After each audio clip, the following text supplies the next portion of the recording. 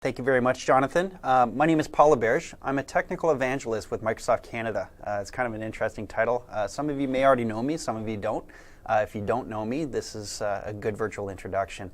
My role at Microsoft Canada is to work with developers such as yourselves to really understand our platform, whether that's Windows Phone, Windows 8, HTML5, Azure, you name it. All those types of things our group in general is actually responsible for. And if you have any questions, feel free to contact myself or any of my colleagues if you happen to know them, but there's my contact information right there. So my role at Microsoft is I'm really very focused on Windows Phone 8 in a lot of ways, trying to get developers to build applications and games on the platform. So really that's what today is all about. We're going to talk about Windows Phone 8 development, both from a native standpoint as well as from a hybrid standpoint. And what I mean by hybrid is talking about phone development using HTML5 techniques. We're not going to talk about that specifically in this session. That's in the third session of the day. But we are going to talk about some of the things, the features that light up Windows Phone 8 and some of the things that you might be considering to do within your Windows Phone 8 applications. And also talk a little bit about the platform itself and why it's important. So without further ado, let's start it. Let's start it right here. So Windows Phone 8 is a modern smartphone platform, as you can see right here. There's a whole bunch of things that Windows Phone 8 really brings, but frankly, there's a lot of history there as well. So Windows Mobile was a predecessor of Windows Phone, as some of you may already know. We actually brought that out in the early 2000s, either 2000 or 2001. And it was great at the time, but we really didn't sort of revise it and evolve it in the appropriate way. And then the whole mobile game changed with, let's call it a spade, and it was the iPhone that came out. Fantastic product. And then we have great competitors such as Android. BlackBerry's out with their new platform as well. We realized that we had to do something that was new, fresh, but also something that was not being different for different sake. We wanted something that actually made your life easier, more productive, happier, those types of things. And that's what Windows Phone 7, which we launched around two and a half years ago now, was all about. It was trying to provide that great new experience for mobile experiences. And we've revised this and we've evolved it once again with Windows Phone 8. And in fact, this is as much of a leap from Windows Phone 7 to Windows Phone 8 as Windows Mobile was to Windows Phone 7. A lot of people don't necessarily see that because it looks very similar to what Windows Phone 7 is, but we've completely changed the architecture of our platform. And with that comes a number of great opportunities for you to actually build amazing experiences that frankly you could not do on Windows Phone or Windows Mobile in the past. And it really does sort of reflect our three screens in this cloud strategy. So the television, the phone, and the desktop or laptop or PC in general, all these things are starting to show up as being, a consistent experience across, and it's all glued together through cloud-based services, such as the Windows Azure services that we have today. So that's really where we're at. And this was just a monumental shift in how we actually take a look at things. And it's really kind of interesting because the market, even though we do have small market share, that's obviously a fact, we are seeing the fact that we are gaining in market share in ways that we've never seen before for our phone product. So Steve Ballmer, our CEO, actually came on to one of the major mobile sort of conferences and said that year-over-year growth for Windows Phone has actually been 4 times.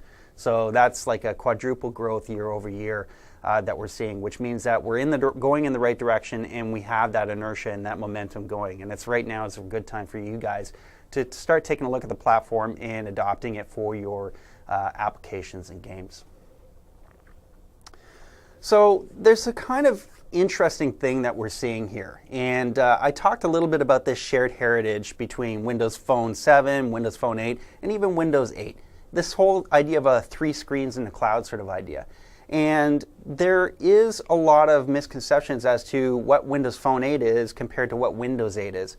A lot of people equate the two, and that's not entirely true, even though there's a whole lot that is very, very similar across the board as well. And this slide here, we're just going to have a quick sort of animation set that sort of describes exactly what's similar across these things. So on the left-hand side, you see the original Windows Phone 7. And in the middle, we have Windows Phone 8, and then you have Windows 8 on the right-hand side.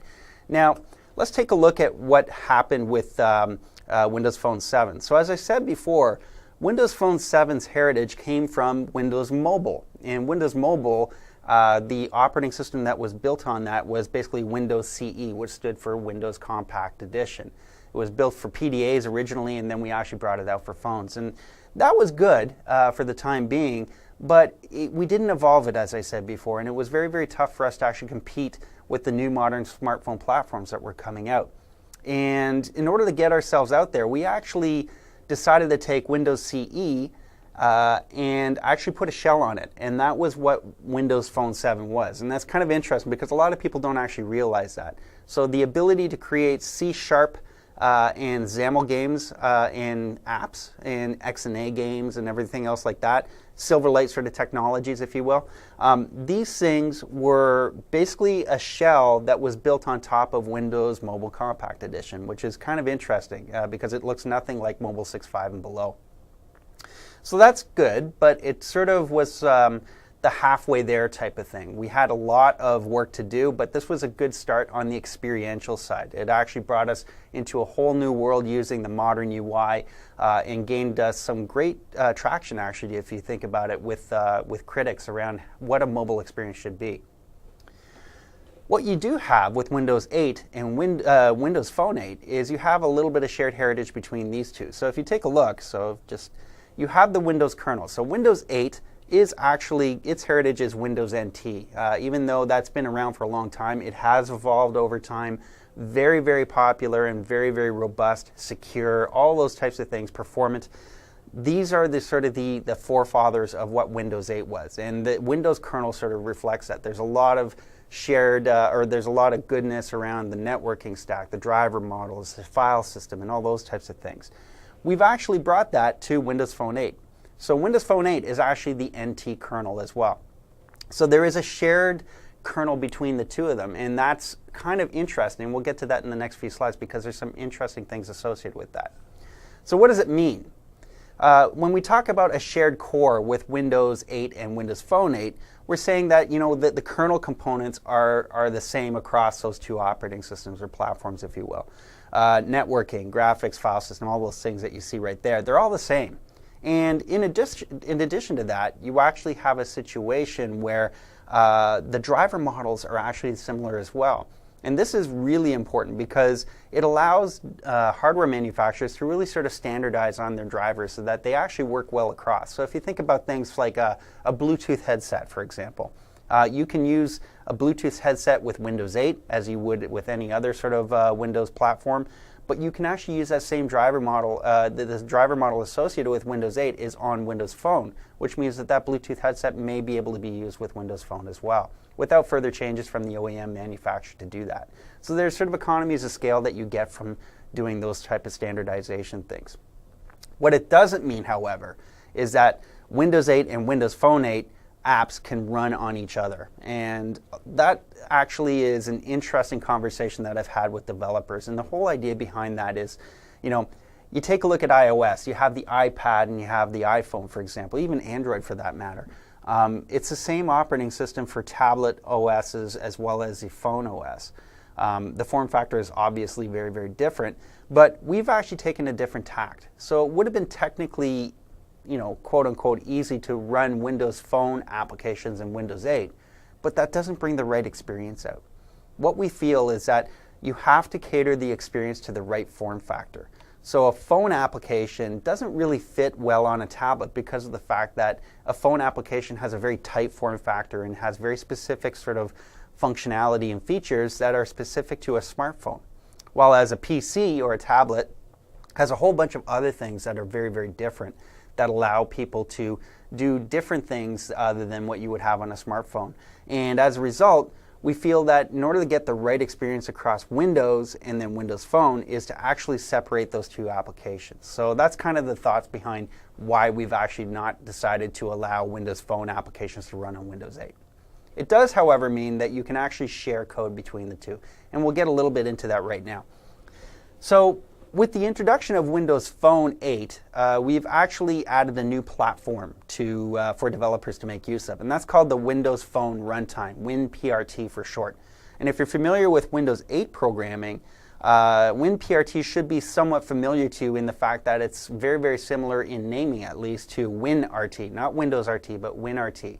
WinRT stands for the Windows Runtime, which is basically the platform or the runtime framework for building applications, modern UI applications on Windows 8.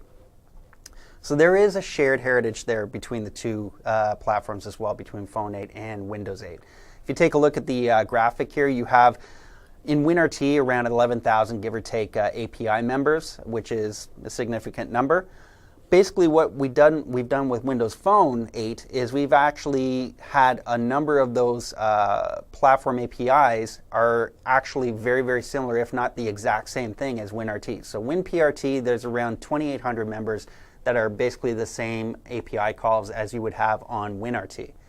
But in addition to that, there's a number of new API sets within WinPRT that have nothing to do with Windows 8. And a lot of those things have to do with things such as VoIP, as you can see right here, speech synthesis and lock screen manager, all those types of things that actually have valid context on the phone, but may not necessarily have the right context on Windows or a PC type operating system.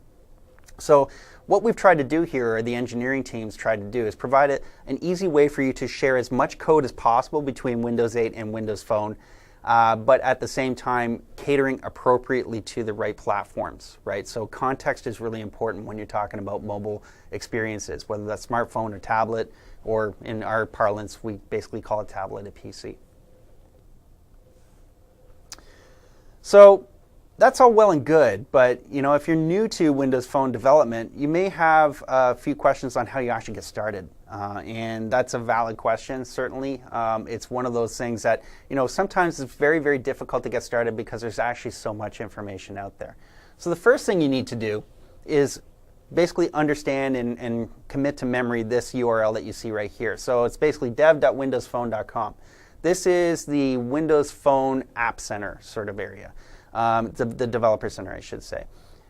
Anything and everything you ever wanted to do with Windows Phone, you will basically get from here, literally. So as you can see, you get the SDK for free. It includes a version of Visual Studio Express that allows you to build applications, and you don't have to pay a cent for it.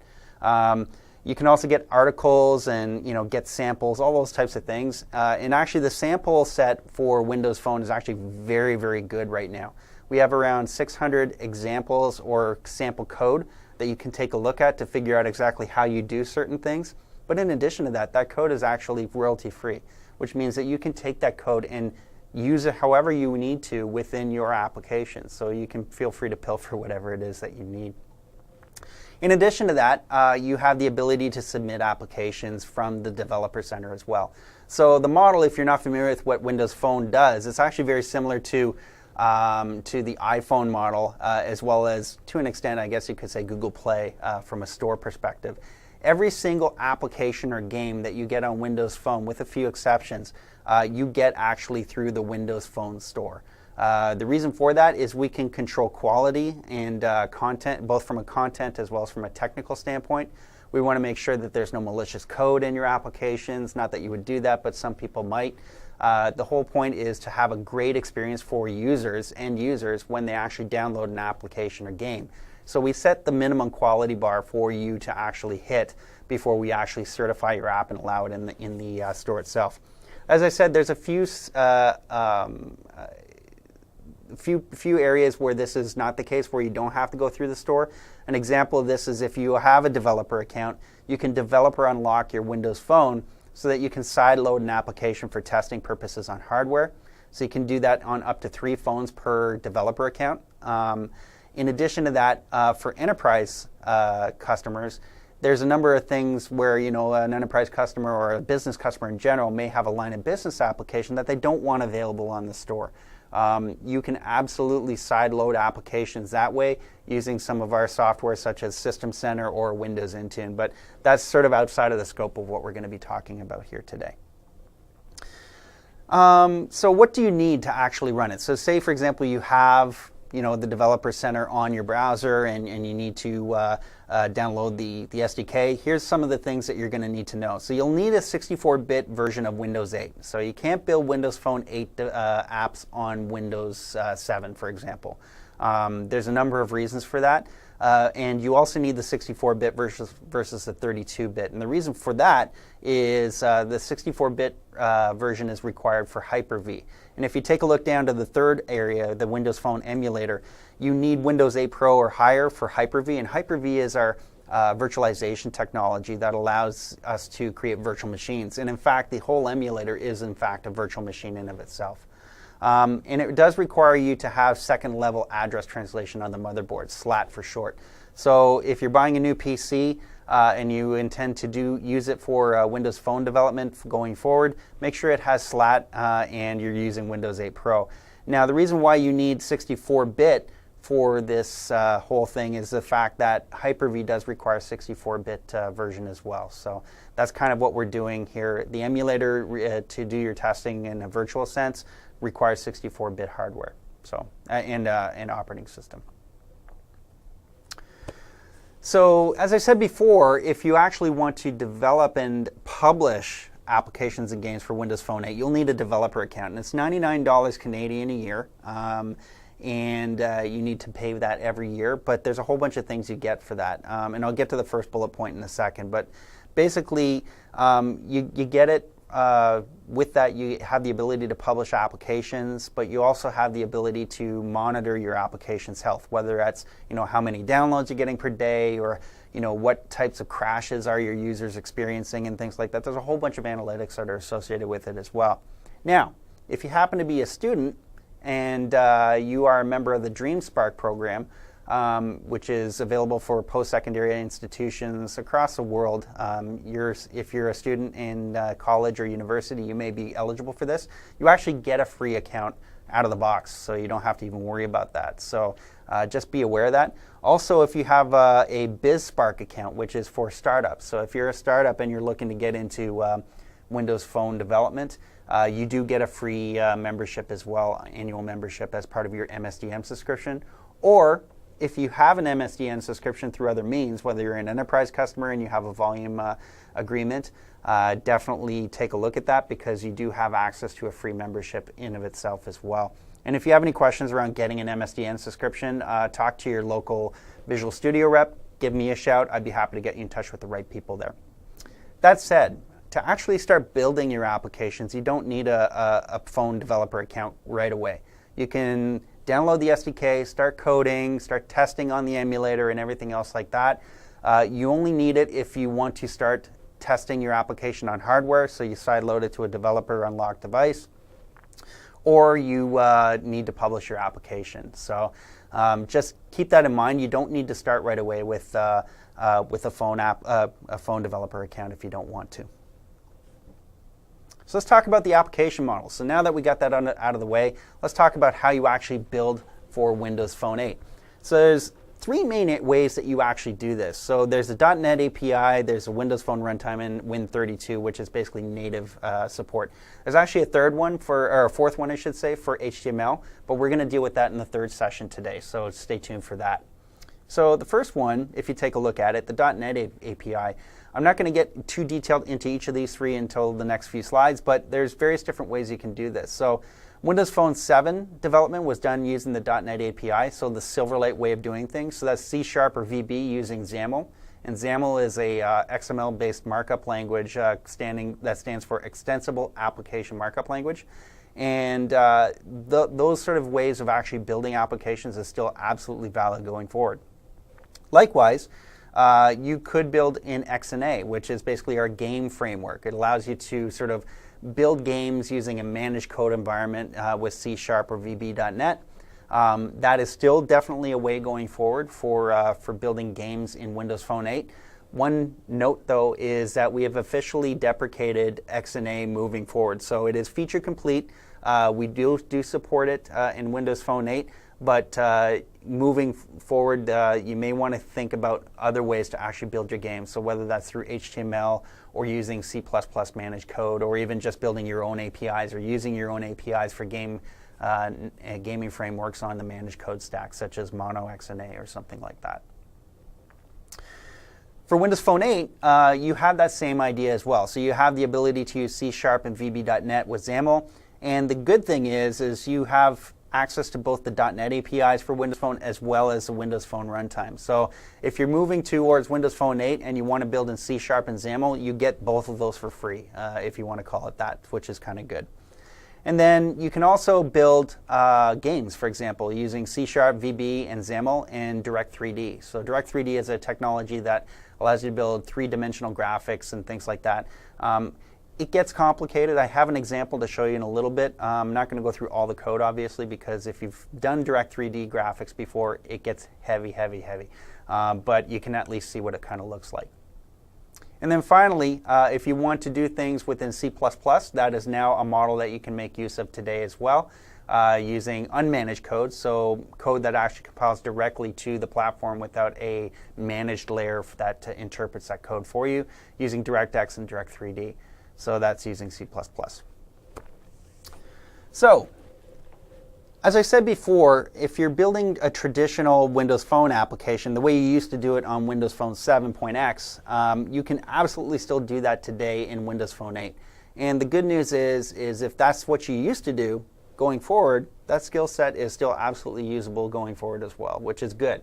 There's not a whole lot of difference in how you actually build your applications. You may have to learn some of the Windows Phone runtime API sets, but frankly, a lot of what you know is already there and you can actually make use of it. And in fact, what we'll do is we'll actually show you a very, very quick example of how to build a very simple managed code application in XAML and C#, for example. So I'm just going to exit this and I'm going to go to Visual Studio, which I have already up right here. So what I'm going to do is I'm actually going to go to File, New, Project. And as you can see here, I'm in the Windows Phone section. So if you have Visual Studio Express 2012 for Windows Phone 8, you'll only see the Windows Phone object or option for Visual C# or Visual Basic. I'm using Visual Studio Ultimate, which provides you with a whole lot of goodness associated with testing your applications and things like that. Our paid SKUs have more features and functionalities for building applications on Windows Phone as well as other applications, but at least to get started on Visual Studio Express, anything that I'm going to show you here will work just fine. But as you move forward, you may want to consider actually moving to a paid SKU because it does provide a lot of goodness.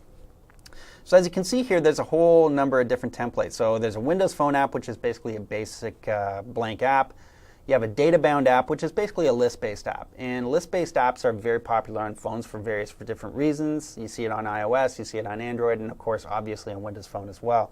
You can also create class libraries that you can share across different sort of phone projects if you want, and a number of other ones, which I'm not going to really talk about today, or at least right now. I will talk a little bit in the third session about the HTML5 template, which we'll deal with a bit later. So we'll just leave it at that. I'm just going to call this Windows Phone App 11. That's fine. Just leave it to that directory. And the first thing that pops up is this question. Do you want to target Windows Phone 8 or do you want to target Windows Phone 7.1? Now 7.1 is basically the Mango release. At least it used to be called the Mango release for Windows Phone 7. And from a marketing standpoint, Windows Phone 7.1 is equivalent to Windows Phone 7.5. They're actually the same thing. Windows Phone 7.1 is the engineering term. Windows Phone 7.5 is the marketing term. So if you're building for Windows Phone 7 and you don't care, and you want to make sure that you have applications that Windows Phone 7 users can make use of, you pick Windows Phone 7.1. If you have a Windows Phone 8 project, unfortunately, Windows Phone 7 users will not be able to use this application because it uses the new Windows Phone runtime. But moving forward, this is less and less of an issue because we see a lot of people recycling their phones to Windows Phone 8 from Windows Phone 7. But if you do require backwards support, you might want to consider using the 7.1 solution instead. So I'm just going to click OK. We'll get this going through.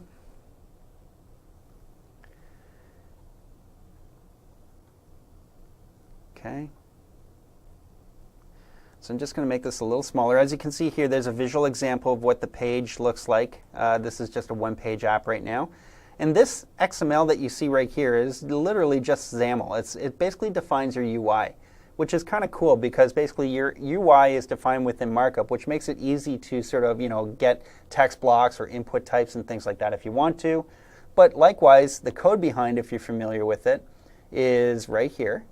And you can see there's a main page.xaml.cs, which is the code behind C# file that manages the functionality behind that XAML code. And you can use screen assets like text blocks or input boxes or buttons that are defined on the XAML with the code and vice versa. So there's a lot of flexibility there. Now what I'm going to do is I'm going to show you Blend, which is our interactive design tool that comes with the SDK when you download it.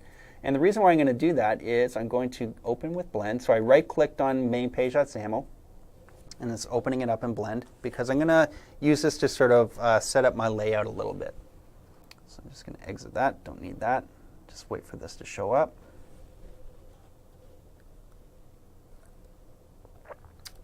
All right. So what I can do here is I'm going to click on this, going to make a button. Very, very simple. Going to rename this button to, say, for example, my button. Oop, spelled it. And I'm going to add a text box right here, or text block, I should say. And I'll call this my text. And that's basically all I need to do right now. So if you take a look, I'm going to save this. Now this is a visual thing. Now I can do a whole bunch of things like animations, but we don't have a lot of time to talk about that, so I'm not going to get too much into that. But if you take a look here, I'm going to click on this. So I've selected the button, and I'm actually going to go to this lightning bolt, which basically is our event handler list right here. So just click on that. And as you see, there's a whole bunch of different types of events that I can hook up to this button. So I can say key down, I can say mouse enter, but in this case, click, which is similar to a tap in this case. So I'm just going to say button clicked. Just going to call it that. And when I leave focus, it's actually going to hook up an event that will fire whenever this button is tapped. And as you can see here, there's some C# code that's associated with it. So I'm not going to actually deal with that here. I just wanted to show you that you can do stuff in Blend, but I'm going to save this, and I'm going to go to Visual Studio again. And it's going to show me a box that shows up that says something's changed, because basically what I've done is that the Visual Studio example that I showed you right there, or not the example, but basically the code has changed because I'm using the same solution, structure, and project that I did within Visual Studio as within Blend. So that's something I want to update. And if you take a look down here now, we have button clicked. So what I'm going to do is I'm going to say my text dot text equals, oop, that's not what I wanted. How's it going? It's a little bit of a variant on Hello World.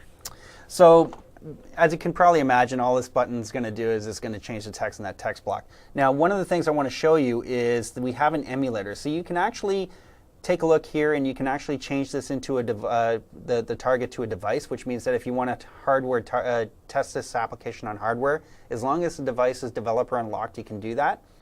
And then you have a number of different sort of profiles here that you can make use of. So for example, we have emulator WVGA 512 megabytes of memory. So I'm just going to click on that.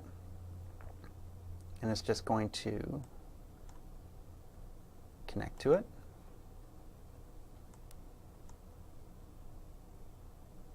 Oh, shoot. OK, hold on a second here. Let's exit this. I was on a different profile, so let's just, for the sake of being quick, wait for this to just get back. It's fine. I'm going to change this to WVGA so I can make use of the emulator that I already had up. There we go. And as you see here, there's a text block. If I click the button, how's it going? Very, very simple. Nothing too wild there. Okay. So I'm going to stop debugging because we don't need that anymore. And I'm going to exit that and get back to the demo, or to the slides. So XNA, you can actually do XNA gaming using managed code as well. It's as I said before, it's deprecated, which means that moving forward, you may not want to use XNA for actually building games. You may want to just go straight HTML5, use your own framework and manage code for C# such as MonoXNA or MonoGame. or you can actually go C++ with Direct3D or whatever it is that you want. There's lots of options there for you that you can make use of, but if you are familiar with XNA and you want to continue down that route to actually build applications and games that way, you certainly can do that. Direct3D is interesting. So if you ever wanted to build Halo on your Windows Phone device, this would be kind of the way to do it. You build it using native code, and in other words, C or C++, and it allows you a lot of power. So you get right down to the middle of the actual platform so that you can actually build all sorts of interesting things. So I'm just going to show you very, very quickly what this looks like, because I think this is worthwhile taking a good look at. This is Marble Maze, and if I take a look at this very, very quickly, this is all C++. As you can see here, there's a C++ file. There's a lot of header files and code and things like that. This is a fairly simple game, but if you take a look, for example, I can just show you very quickly some of the code. It's just C++. I'm not going to go through the code itself because we don't have enough time to do that. But if you're familiar with C++, or if you want to build a game that's very, very deep in richness and three-dimensional views, you can absolutely do that. So I'm actually going to run this in the emulator. And yeah, just rebuild them. It's going to deploy it to the actual device.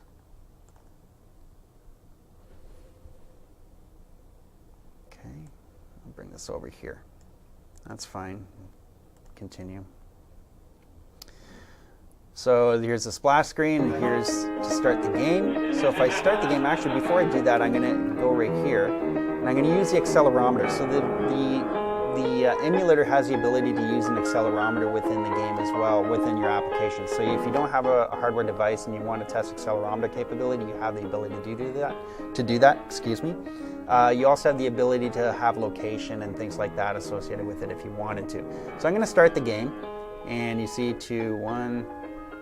It's a three-dimensional game, so I can, go rare.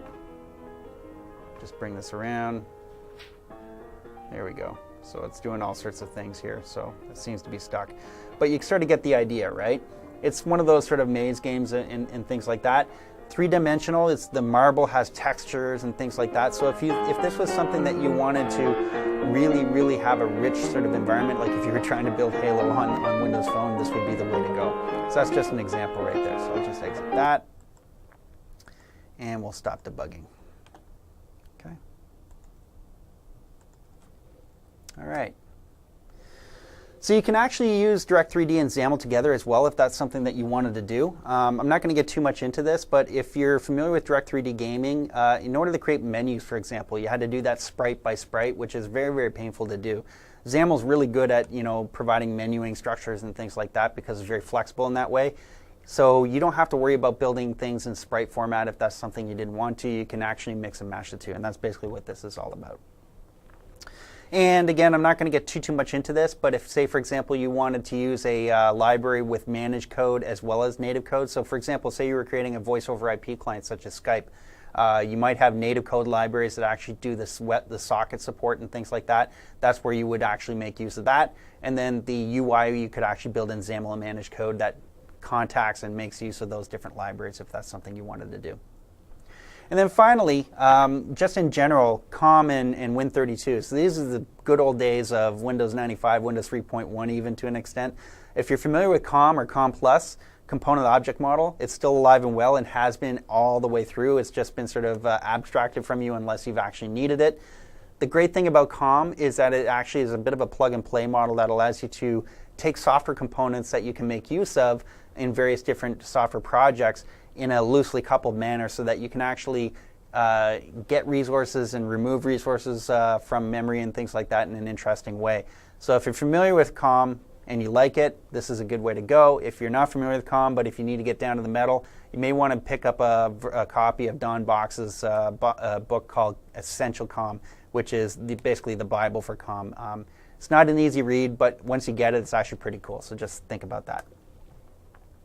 And then finally, HTML5 development. And I'm going to really skip over this very, very quickly because of the fact that we have a full session on this in the third session of the day. So just a little bit of a tip or a little bit of a treat coming up, so keep in mind for that. So here are some of the features that light up Windows Phone 8. And so now that we've gone through the models, how you actually build applications for Windows Phone, here's some of the things that you might want to consider implementing, the features that you might want to implement in your apps and games. So the first thing is we've got 3 screen resolutions, which is different than what we've had ever before.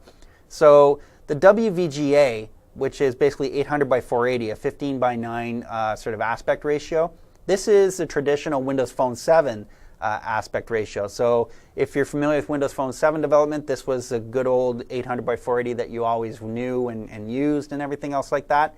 We also have WXGA, which is 1280 by 768. And so this is a higher screen resolution and allows for better sort of picture quality and everything else like that. But you'll notice that the aspect ratio is also 15 by 9, which means that you don't have to do anything at all within your application to have that sort of screen stretching, and it'll work just fine. So you don't have to worry about that.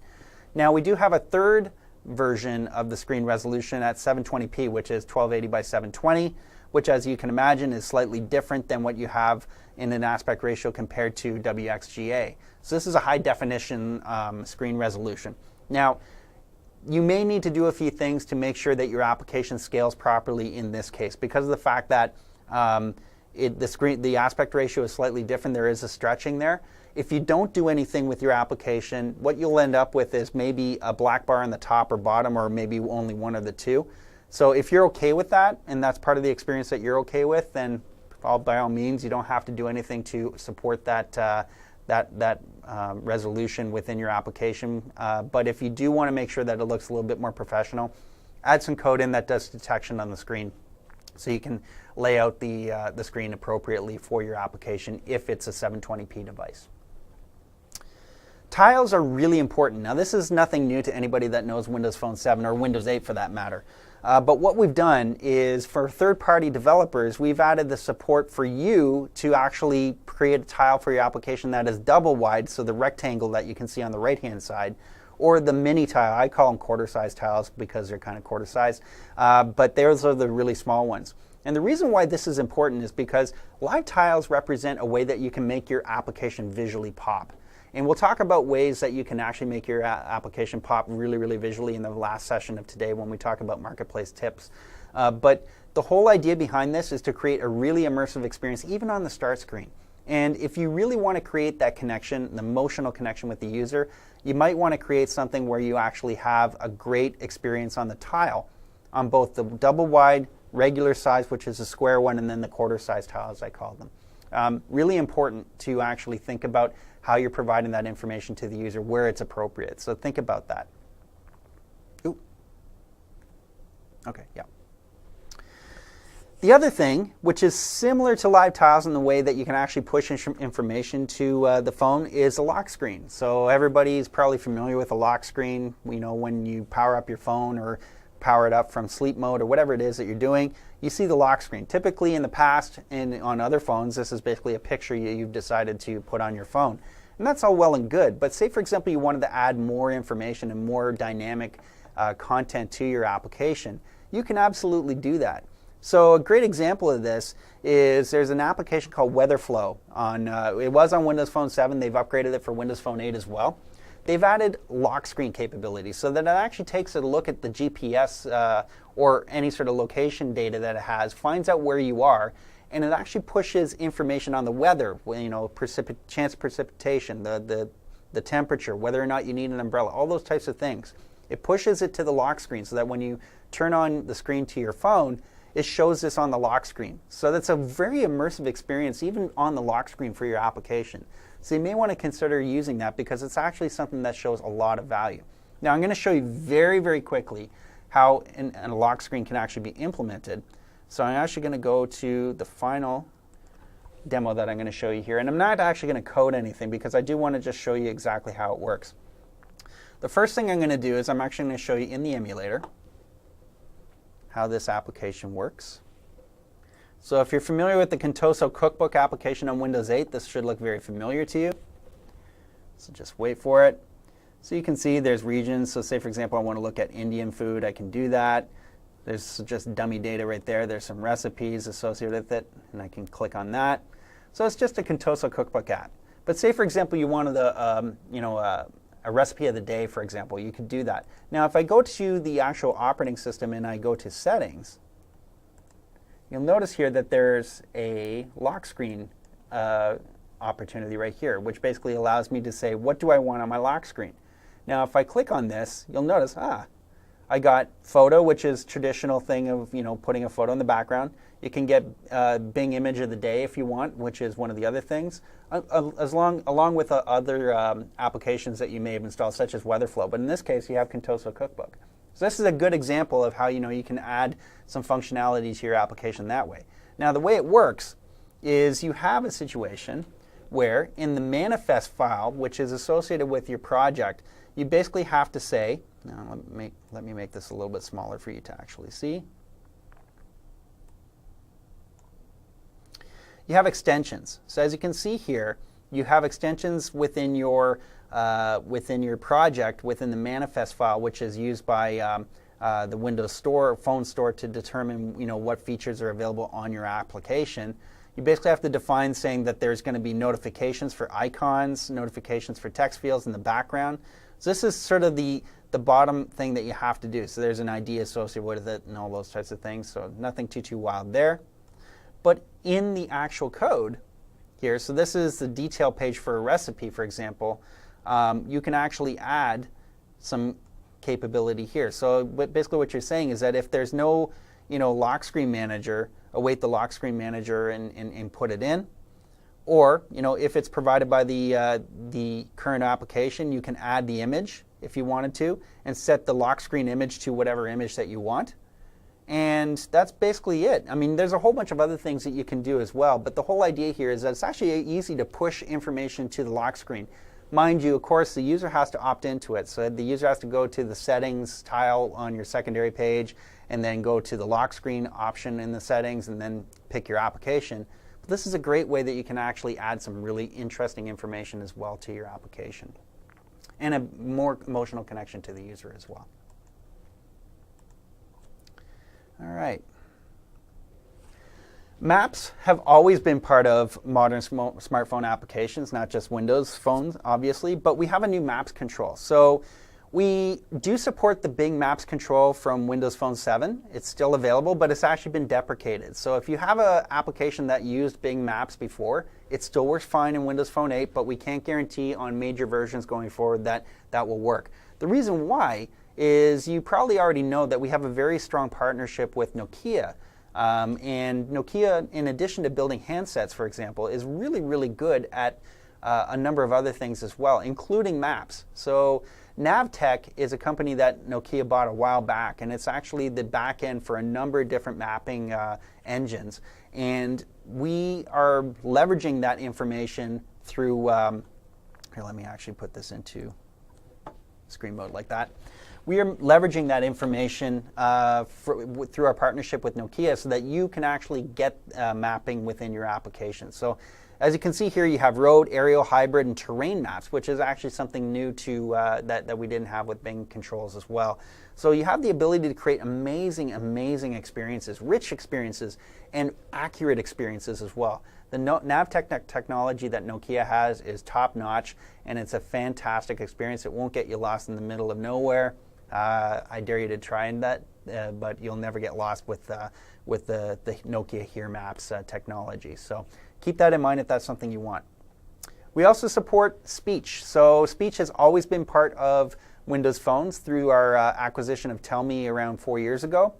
Tellme is integrated into Windows phones so that you can do a search, say, for example. All you have to do is press and hold the start button, and when you do that, speech modal box will come up and say, speak into the microphone and tell me what you want. So I could say Air Canada 194, and it'll tell me, oh, okay, well, Air Canada 194 departs from Toronto to Vancouver, and the time and whether it's delayed and things like that. So that's actually integrating Tellme technology into Bing. So you can actually make use of and integrate Tellme into your applications as well. So say, for example, it's a cookbook application. You could say, search and then say, I want to find out all the vegetable dishes within, within the application, within Contoso Cookbook. And then it'll provide you a listing of that if that's what you wanted to do. So think about that. It might be worth your while.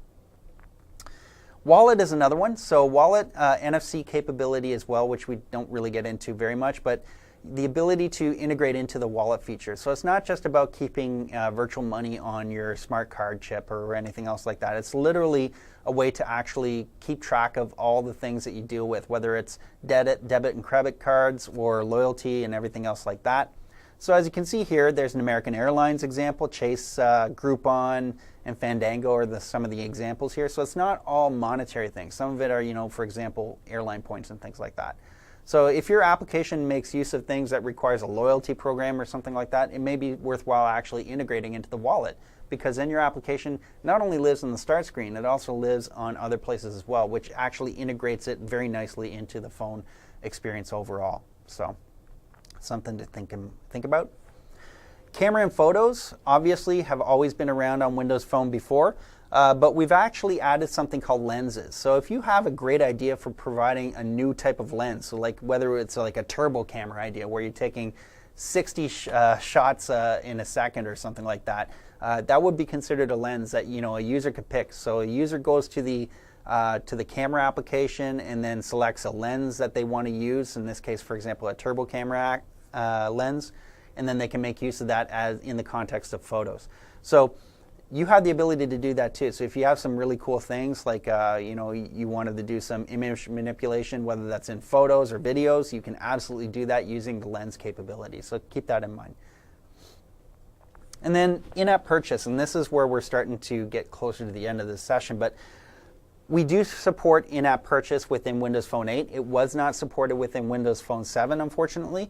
The reason why this is important is it gives you more opportunities to monetize, and we'll get into monetization strategies in the final session of today. But basically the whole idea here is that you have the ability to upsell. So you may provide the application for free and then have subscriptions to certain things, and it's actually very flexible. So you have the ability to say, okay, well, say for example you have a game and you want to buy the user to buy gold to buy things, right? So you can charge for bags of gold, for example. Or you can have a situation where you have a magazine application and you're charging a subscription. So whether it's one-time purchases or recurring payments and things like that, we all support that within the actual Windows Phone store, and it's integrated into your application just fine. And the revenue model for splitting revenues is the same as what you would on a paid application or game. It's 70% for you and 30% for us. So that's how it works also on the in-app purchase. So keep that in mind. Now, there's two different ways to actually look at in-app purchase for content.